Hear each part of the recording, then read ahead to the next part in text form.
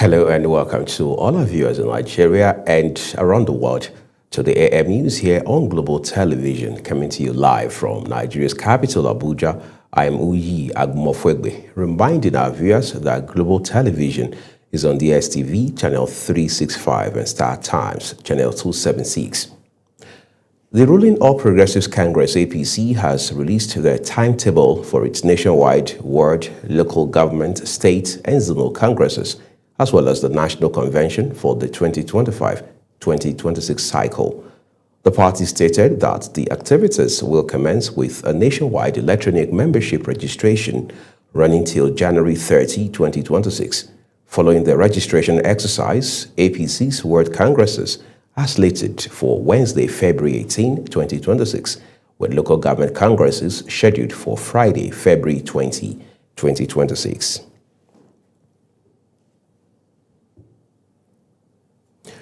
The Sultan of Sokoto and President General of the Nigeria Supreme Council for Islamic Affairs, Muhammadu Sa'ad Abubakar III, has declared Monday, December 22, 2025, as the first day of Rajab 1447 AH. The declaration was contained in a statement released and signed by the Wazir in Sokoto, Professor Sambo Junaidu.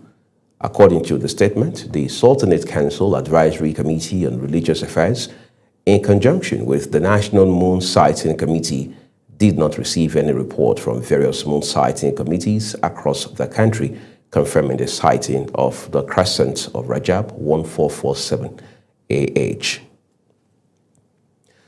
President Bola Tinubu has arrived at Murtala Mohammed Airport after a visit to Borno and Bauchi states. Governor Babajide Sanwo-Olu of Lagos State and other government officials welcomed the president upon his arrival in the coastal state. Presidential spokesman Bayo Onanuga said Tinubu will engage in some social activities, including the Eyo Festival, during his stay in the commercial city. He will also receive dignitaries across the country who will pay homage to him this Yuletide. The presidency has dismissed claims that it secretly altered some provisions of the newly enacted tax law reforms, insisting that no changes were made outside the established legal and legislative process. This comes as former Vice President Atiku Abubakar, the 2023 presidential candidate of the Labour Party, Peter Obi, and several civil society organizations called for the suspension of the implementation of the laws. The tax reform laws, which faced stiff opposition from federal lawmakers from the northern part of the country before their passage, are scheduled to take effect on January 1 next year. Senate President Godswill Akpabio has approached the Supreme Court to challenge a ruling of the Court of Appeal in the legal battle arising from the suspension of Senator Natasha Akpoti-Uduaghan. Akpabio is seeking to overturn the appellate court's decision that struck out the federal government's brief of argument in the appeal, describing the ruling as flawed and prejudicial. The Abuja division of the Court of Appeal had held that the brief filed on behalf of the Senate President was fundamentally defective and incompetent for failing to comply with mandatory provisions of the Court of Appeal rules. In his appeal to the Supreme Court, Akpabio argued that the Court of Appeal denied him his constitutional right to fair hearing by refusing to grant leave to correct the defects or permit an extension of the page limit. Members of the House of Representatives have declared their support for a bill seeking the creation of special seats for women in the National Assembly and state legislatures. The bill proposes the introduction of one additional female senator for each state and the Federal Capital Territory, with each woman elected to the reserved seat for women representing her entire state.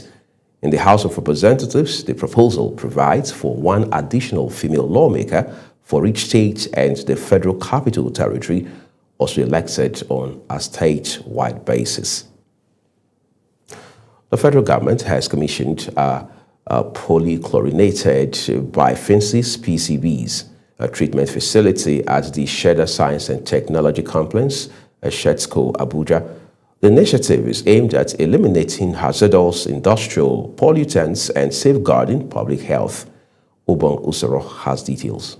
Polychlorinated benefuels (PCBs) are a group of man-made industrial chemicals, once widely used in electrical equipment such as transformers and capacitors, as well as hydraulic fluids, paints, and coolants, because of their heat resistance and insulating properties. However, when poorly managed or improperly disposed, PCBs contaminate soil, water, and food chains, posing serious risk to both present and future generations. Speaking at the commissioning ceremony, Minister of Environment Balarabe Abbas said the facility marks a major shift from unsafe handling of toxic chemicals to environmentally sound treatment and disposals of PCBs in Nigeria. He added that the facility represents the federal government's commitment to protecting public health and the environment. It's more than a technical installation. It represents a major advancement in Nigeria's capacity to manage hazardous materials domestically by enabling the decontamination and environmentally sound treatment of PCBs.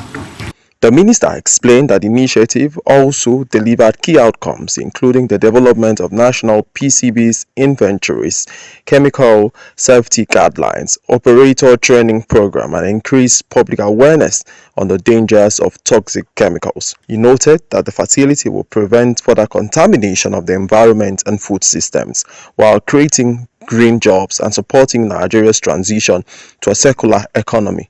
It will prevent further contamination of our environment and food system, thereby reducing health risks to workers and surrounding communities. This facility is the direct pathway to generating more green jobs, driving Nigeria's broader transition towards a circular economy, enhancing resource efficiency, and promoting sustainable development for our benefits. He assured that the Federal Ministry of Environment would continue to strengthen enforcement and promote chemical safety reforms nationwide. Ubong Usoro for Global Television.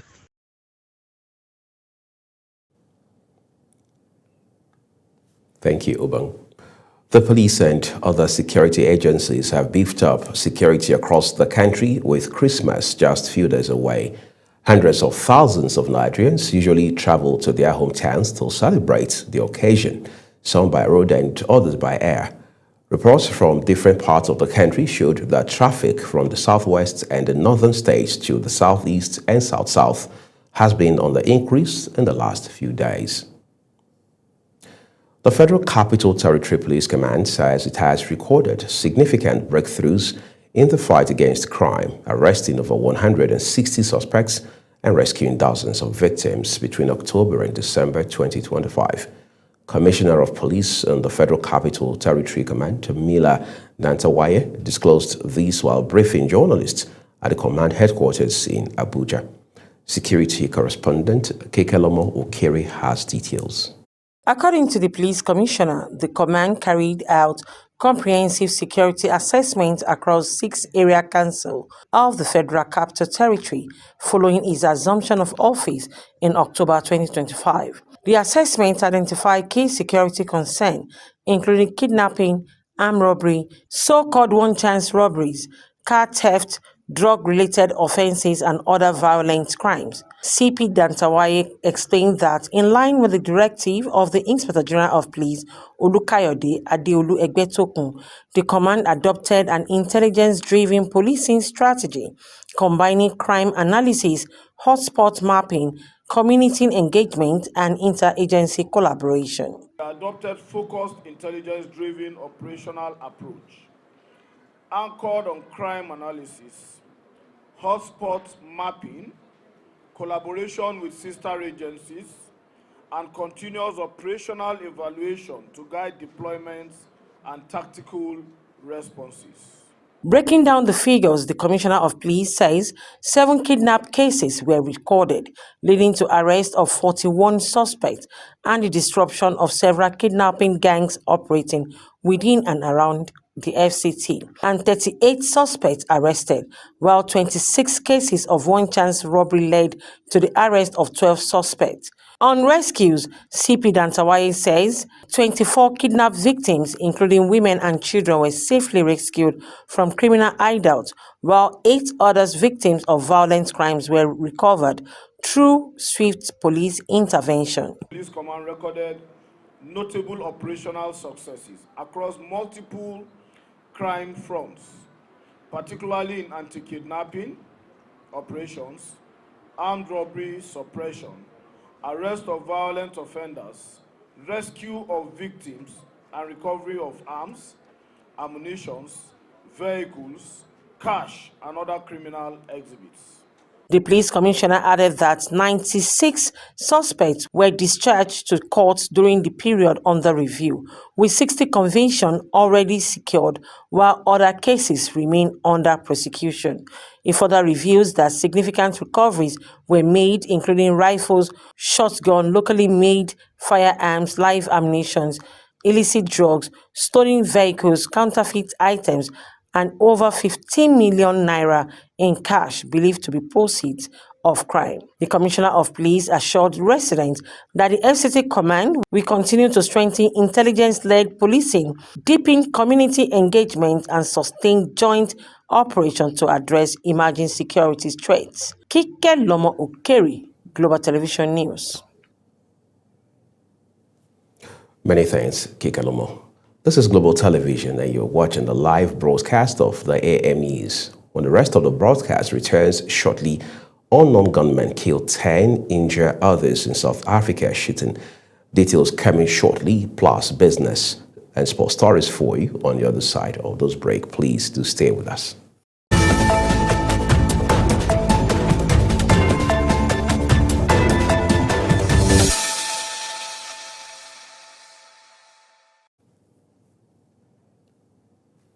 The second part of these news broadcasts now returns with business, where Dangote Petroleum Refinery has reduced the minimum order for petrol from 500,000 litres to 250,000 litres, allowing more marketers to purchase directly from the refinery. The disclosure was made via the company's official X account.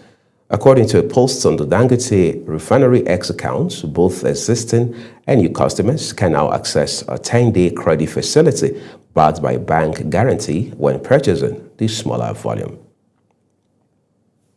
In the meantime, the Independent Corrupt Practices and Other Related Offences Commission, ICPC, has invited businessman Aliko Dangote for more information in respect of his petition against the immediate past managing director of the Nigerian Midstream and Downstream Petroleum Regulatory Authority, Farouk Ahmed.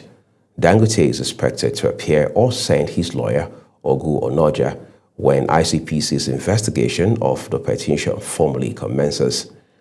The businessman had accused Farouk of corruption and misappropriation of funds, including spending millions of dollars on his 4 children's education in expensive and exclusive schools in Switzerland.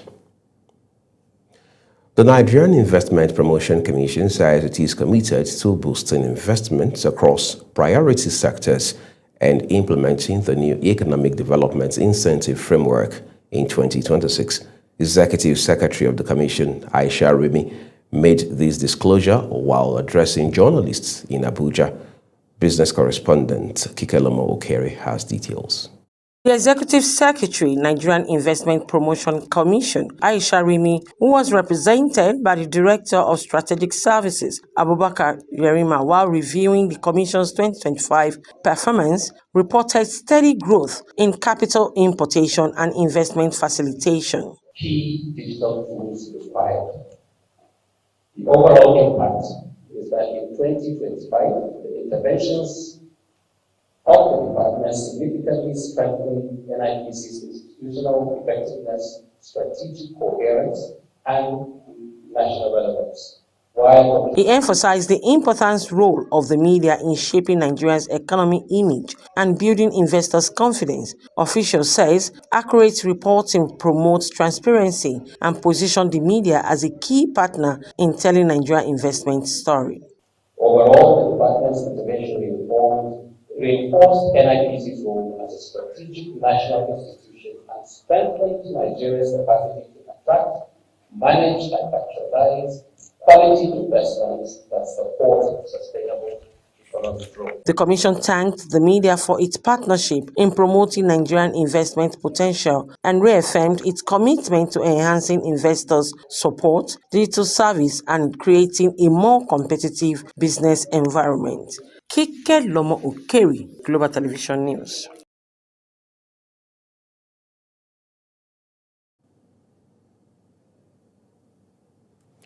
Let's now turn to the foreign scene for you. Unknown gunmen have killed 10 people and wounded 10 others in an attack at a township outside Johannesburg in South Africa. It is the second mass shooting in the country this month. The motive for the attack at Bekkersdal, 40 kilometers southwest of the city, was not clear.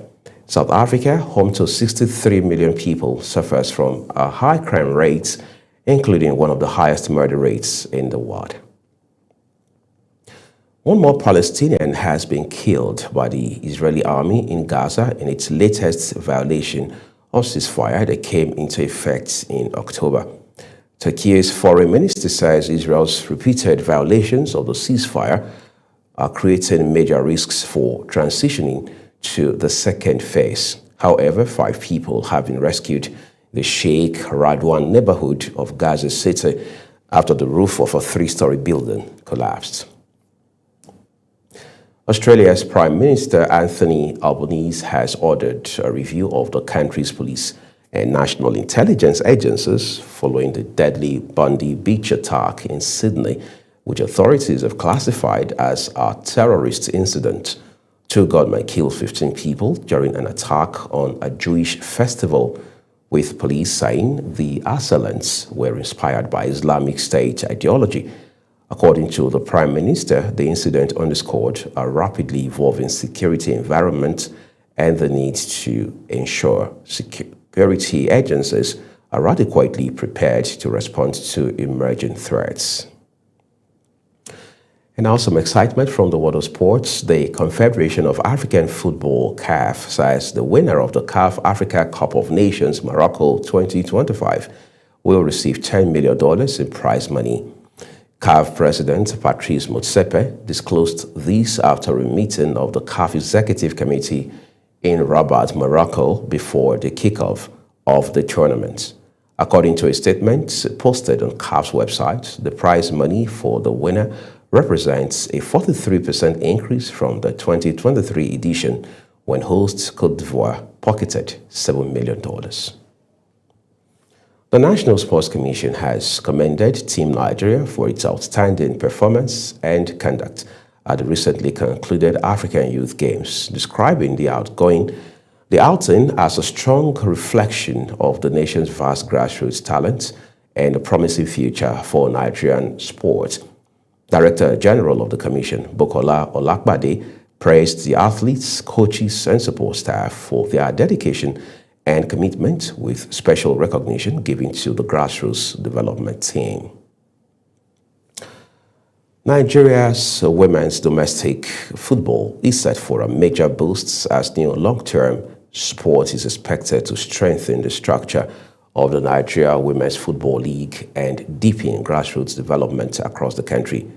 With sustained focus on structure and grassroots development, stakeholders believe that the NWFL could emerge as a model for women's football on the continent. Anieti Patrick has details for us.